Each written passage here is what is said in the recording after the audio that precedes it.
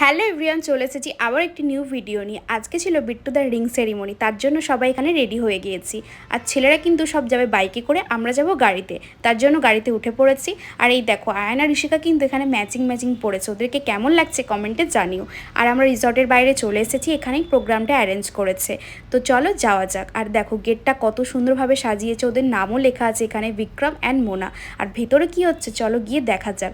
এখানে কিন্তু গিয়েই আমরা আশীর্বাদ করতে শুরু করে দিয়েছি, কেননা আমার হাজব্যান্ডের থেকে বিট্টুদা ছোট, তার জন্য। আমি কিন্তু কোনোদিনও কাউকে এইভাবে আশীর্বাদ করিনি, প্রথমবার করলাম। আমার তো বেশ ভালোই লাগছিল, তাও বা একসাথে দুজনে। তারপর চলে এসেছি ফুচকা কাউন্টারে। ফুচকা তো খেতেই হবে, তো আমি একটাই খেয়ে নিয়েছি, কেননা এখনও অনেক কিছু স্ন্যাক্স খাওয়া বাকি আছে।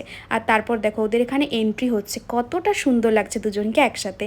তারপর এখানে ফিল্মি স্টাইলে রিংটা পরিয়ে দিল, দারুণ লাগছিল। আর তারপর শুরু হয়ে গিয়েছে কাপল ডান্স, খুবই সুন্দর লাগছিল, দুজন অনেক লজ্জা পাচ্ছিল। আর ফাইনালি কেক কাটিংও চালু হয়ে গিয়েছে। আর পিঙ্কি এখানে স্ন্যাক্স খাচ্ছে, আমরা এখানে একটু ভিডিও ফটো সব কিছু তুলে নিচ্ছিলাম। আর রাতে ডিনারের মেনুতে ছিল অনেক কিছু, আমি ওকে বললাম একটা প্লেটে নিয়ে নাও, দুজনে একসাথে শেয়ার করে খেয়ে নেব।